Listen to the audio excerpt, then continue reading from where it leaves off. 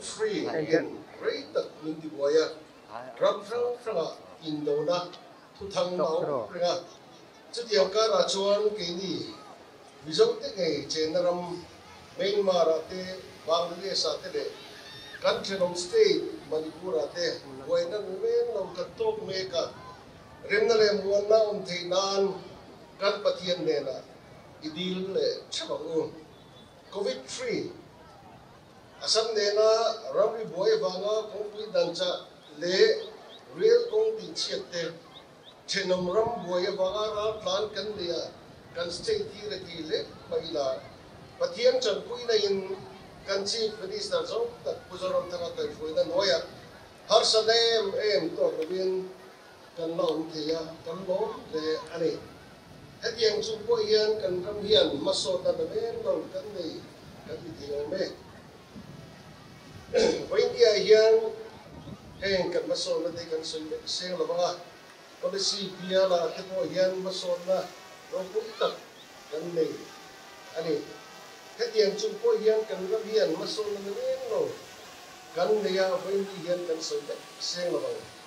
So, car flagship program, SEDP bagin Kongpi Sial Tale, Sial Tate, power supply truck, and they Tilante, doing to Liana, and they Tilante, coming to the Lacosan from Abalaka, two Godin Mungian get they don't ten.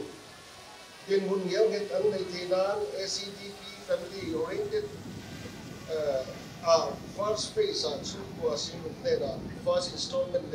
Second installment paid and in second phase two casino book nera first installment paid to the May and then first phase second phase don't the Sankara paid to some result to and the food civil supply and consumer security department chuan labor gas diesel petrol tindante adi turang ipuiten Andong Tainan, Harsanagara, Taito, Suazel, Aria.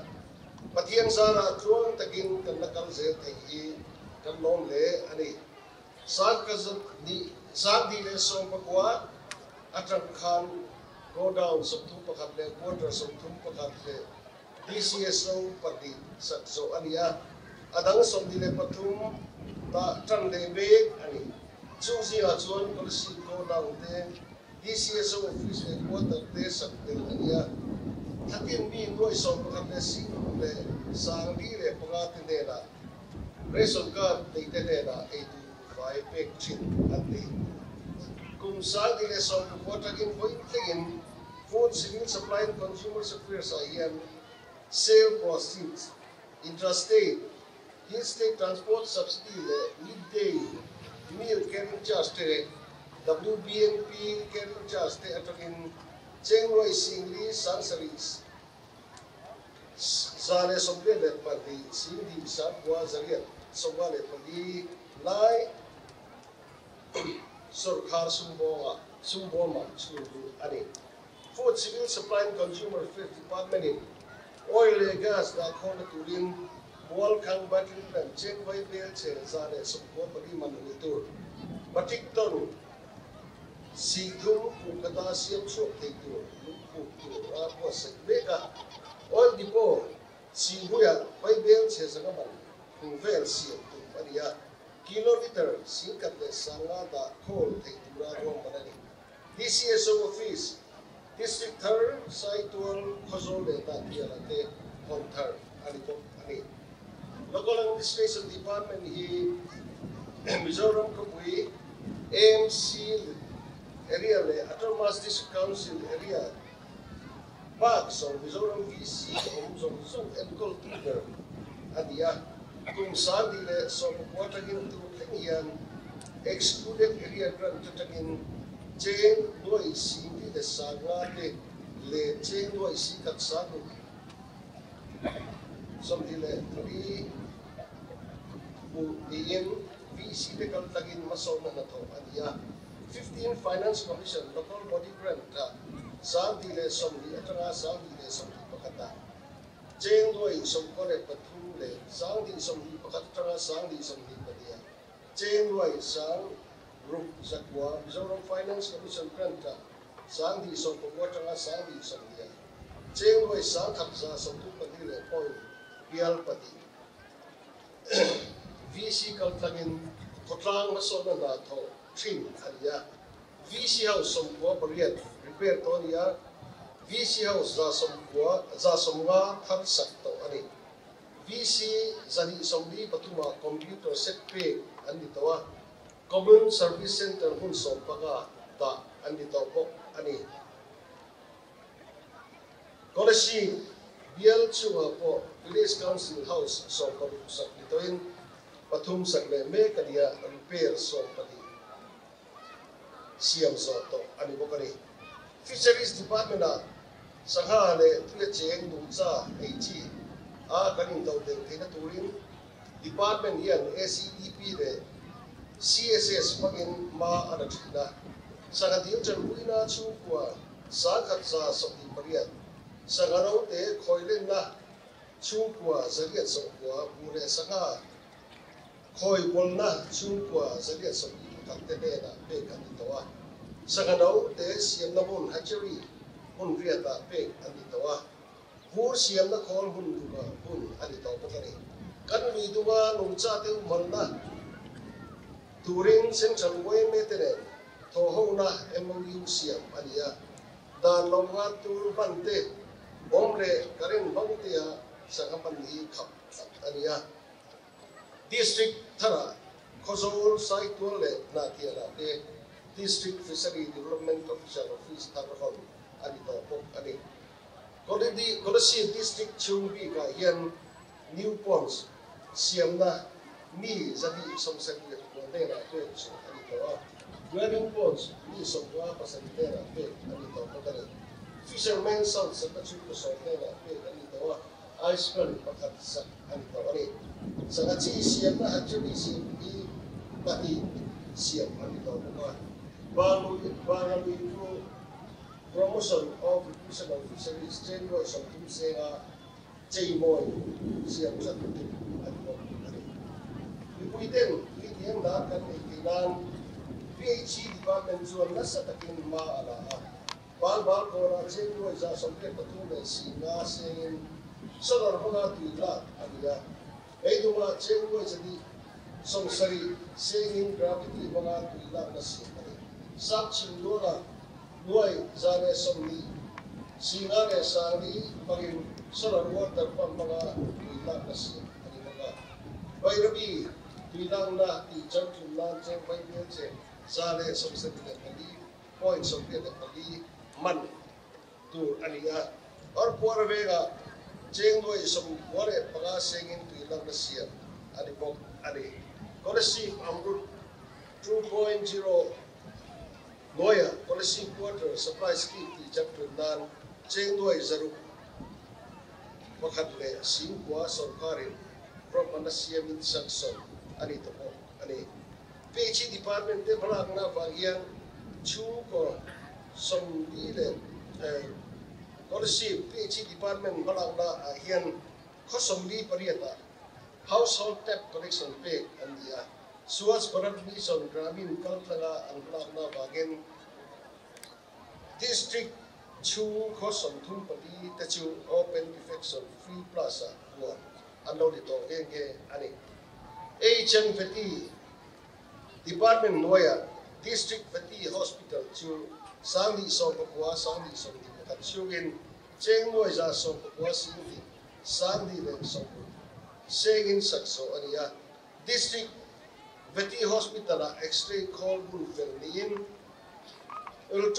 ultrasonography machine pantain to na yan Bulfer anito ani Zirna hirang masola tara po mo pero pagkat alibangin Education Department chuan policy pa po government season higher secondary school building to Cheng Doi som sa ani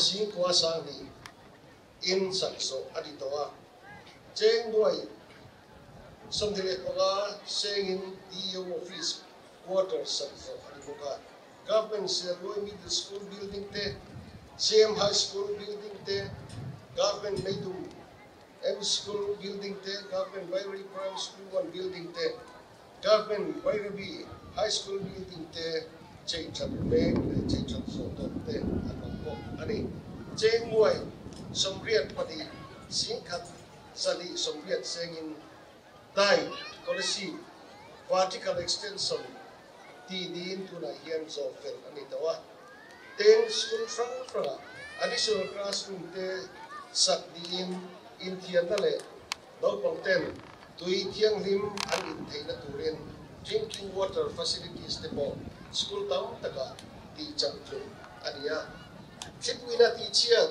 pang balkor RMSE school building po cheng doi sari sing riat sang tum senga siam chat to ani ten government CZ higher secondary school commerce jilla 2023 to 2024 session nata atangin session atangin chan anta ani Baibia Kapang Dule Party Nathan Holin, Bairabi Higher Secondary School to in both example and nature.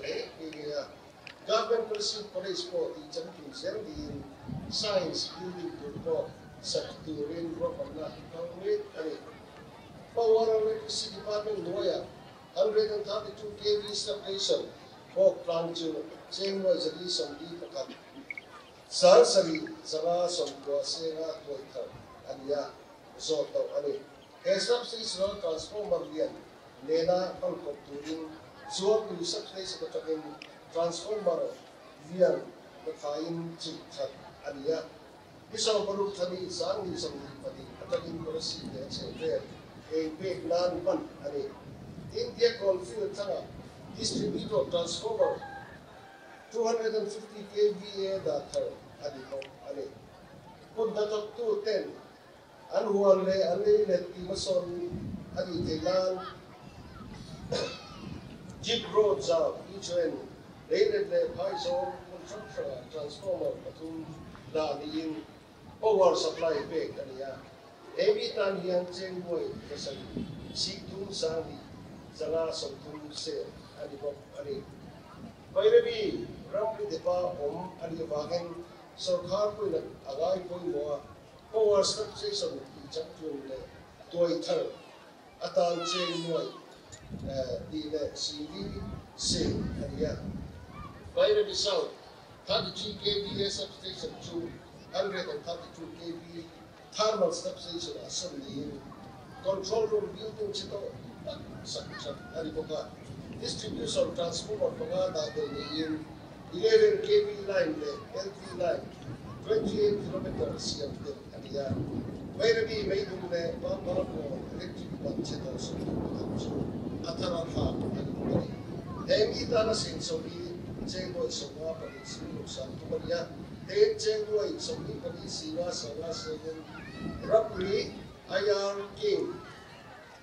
battalion king so higher electric in grade and yeah kilometer 2.05 at we to ani transformer pakata ani boka so bagia scheme roya Korasi district at Chukwa Saka Zatu Sabi Bagi Deva Akronin for the big and the PWD lawyer Kochu Kongsiam Chandan PWD Juan Saski Tagin Chengway Saka Pagin Korasiple, Bairabi Kochu, Kong Chat, Alibaba, Train the Kalbat Siane, a tool and take of Adia, Embaka Yen, Chengway Sapati, Sina Sega, issue of his one Chate, Chengway Sami Paduna, Sega, Balakon, Tubacon, St. John's High School, Kongsiam Chate, Great Conde, 0. National Highway 154, Chengway Sapatuna, Saviet Sega Chate.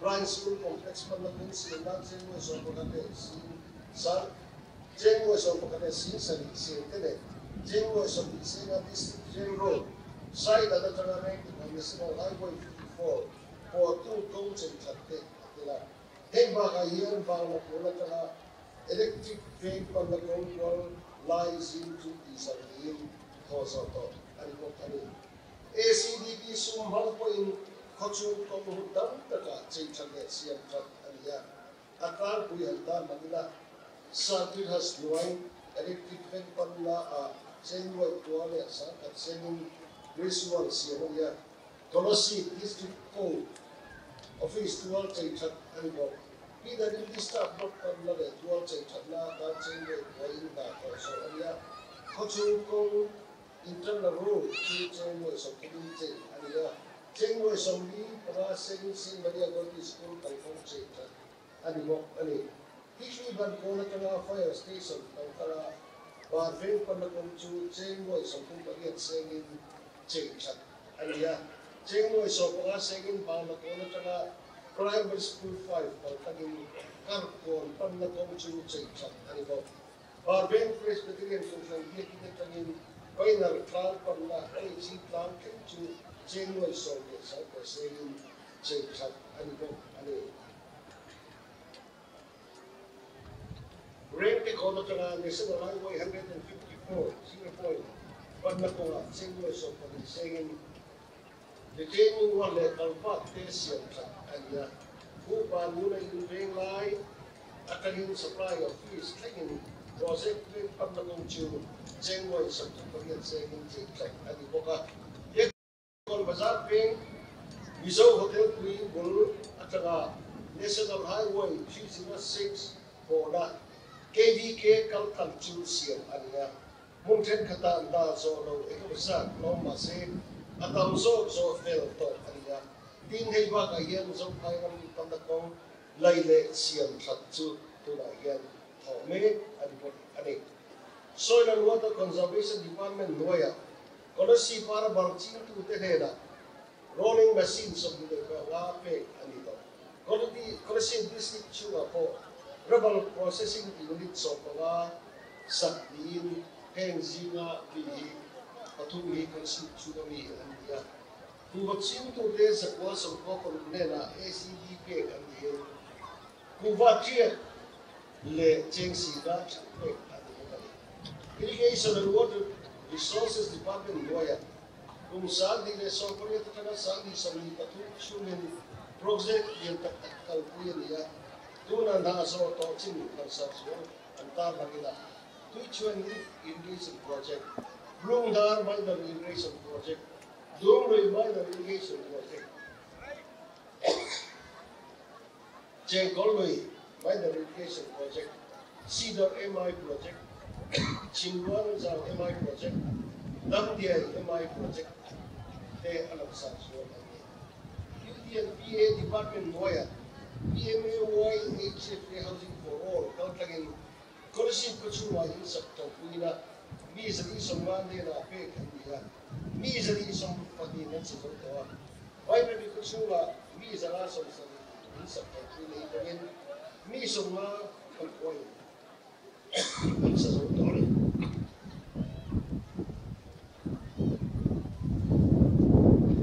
Policy District Chuna, individual household, the series Zaka Tatusum, the Variatena, Eki, Sanape, and Itoa. Hengzira, Chum, Kosarians of Kopanijo. Policy Assembly Constancy Chunami, and the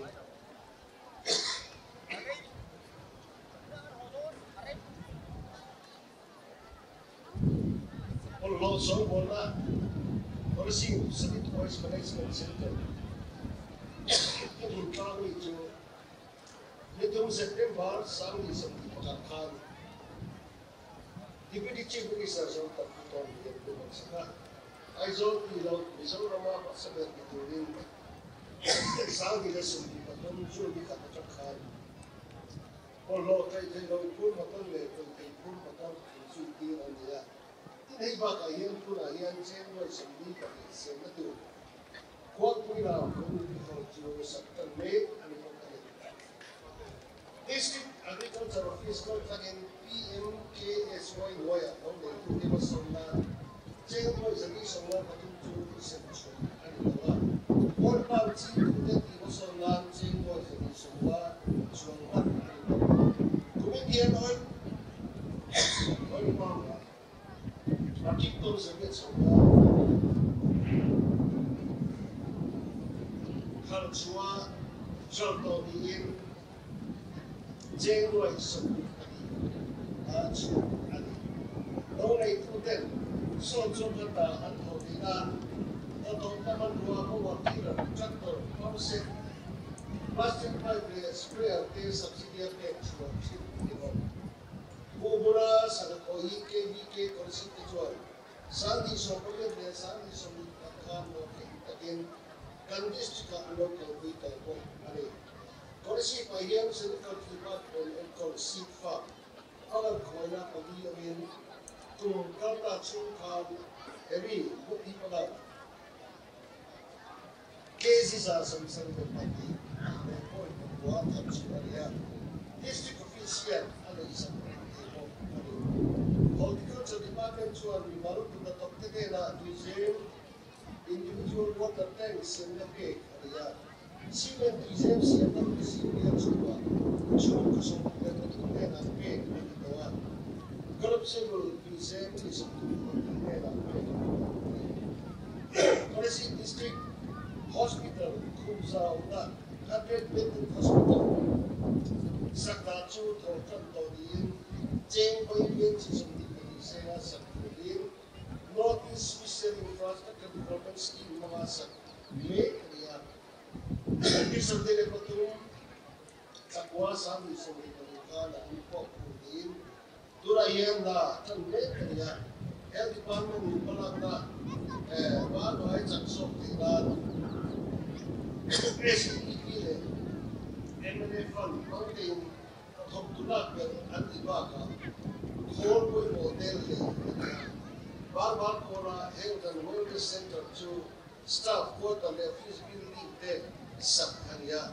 Also, Ventara, Urban Health and Wellness Center, Tindin, ACDP Bagin Hang, Bull, Konkwira, Ventar, DDA Core Project Bank, Electric Bank Side and Bank below, or Borough Bank South to go away to Adian, Health in the then District Rural Development Office Company Tindole Nuclear Army Locatation MTNRETS Goya Chuko Singile Sarube Sokovian Lai in Sia Coming Selkar Kulian Lison Tumpali in Donasia to Aria Diria in Donaka Pida Make PM A. Gramin Moya in Santa to Chu Cosadi Sonwa to Nena Pekria. Tum Sandi Sandi Patumre Sandi Sandi Patsuma Pek. Chu Cosakwa Patumte resistant to and we look and it. Policy Forest Division Chuma, Conservators of Forest, Northern Circle Office building there. Why be Forest Face House Tesa, Atom Chat and the Take back a year. Division 2 office building the quarter court, repair the renovation of the court of Ariboka. Nagarvan project, Goya, Hamrokui, Hun, Jaykanatan, Jane Boys at the Madia, Central Coming Fast Installment, Jane Boys are some Tom, and make MLA already from Banna, Lee, Sun, Anilova. MLA Fund, Panto, Chengway, Soviet Pagane, Sinkat Sandi, Somar, Patuma Kanin, Kanvana, Laksa, Suate, and Soida. Government Policy, Aditarian. Government Policy College, Aditarian, to CLT. Policy, Parvena, Indoor, Basketball Court, CLT. MJA Building, Press Club sections on the day. Sports complex by the via volleyball, basketball, sports stadium, project Vena, public toilets, Remsiani hockey playground, college van like that. Government college school from the in the Avagas in Piku or the subject quarters, Metana, Moven, the project van, way hold such on the day. When we pitch Tana ambulance, they teacher community hall, such on the day. Konasi district hospital, student building, Sir Kamoto, student hall, like the day. College bank, we hold such on the day. Bedroom, football playground, like the day. Chukuya, multi-prison buildings, make the day. Konasi district hospital, dialysis buildings, and the day. They call playground, China, day. Barbar community halls at the day. By the way, rail crossing of the playground sa tate.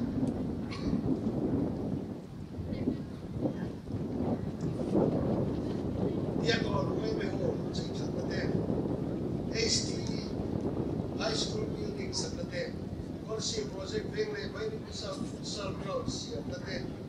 Kuan le lawsaw kung like tate. Tran like ania. Hey, baka yan mo tran at kung nabasol na ito. Ania. Kung hindi yan kasi sa ito ba. Hey, kami na pag-ima. Tran kahit ang le. Tikta ka man. Ani. Hey, baka yan kung si yan siya. Doon ministry siya yan. Masol na tantak. Sa ito. Omo, ame. So vexen ang ilaw tsungin at lang kihanda ng Venezuela. Kung Lilian ina bayrabi kuwa Venda. Constructions of river training works for protections of Klong River Bank at bayrabi phase 1. Jengwo isa at sengin kome anya. Hena hi phase liya ko tuliin. Abayin jengwo isa ni Jongban anya. Tura hiyan phase 1 ni Koiso takat alipawani. Bayrabi bypass road to Chengway sa Hisengas so anito ani. Kolasi district thalai le competitive exam tung mundang pan verin chan lo tetana tan NYC coaching center to kolasi bank tara hotliin zirlai le na zongme tetan ang pangtrangan zongme zer ani. Isang di pati sa kuwasa, isang di pati kan. Kung si project vera fast track court building sa Gnatan, niya. Siyempre isa kami sa isang court kuwa singgerte sa ngase nga sa tuliin. Isang di sa kuwasa, isang di pagdiya so pagturarwa pa niya. At ang tude jena turkuat na staff kuat na sa kuat na sa takasa ano may district sale konsipa sale tami sa pagkat pagkakati at senior CC building Charlie J. Jengo sa mga senior sa pagkakati sa kanya isang masalit kakat sa isang ikan o minister sa pagkakati sa kanya sa pagkakati babar control by review nasa highway road kung hindi road aso na tutin Jengo sa kanya sa senga sa pagkakati din na at hari may rabi khuludora kon ini lay may kristo Jengo sa tusok ikaka Jengo sa tusok mga dozo akitawa dan si minister sa takin dinon sa to ani district social welfare office building ko sa tunin wa ko da ko sports na ba malang dapat kumase kan so yukse dono choosing chola konyo so at plan ko so ko si district kero India football training center Jane by Gilles Asia side Asia at to ka FIFA standard din astuta sa kaya tara so lang di ba kayan maso na dapat kan answer mo dito hindi okay department kan wala na dito when you hear the success kan about hey so di patian kay na sa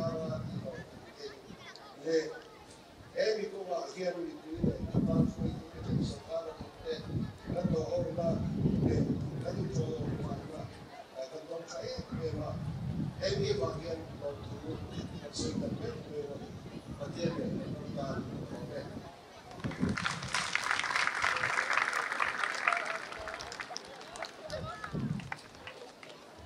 Suelta el por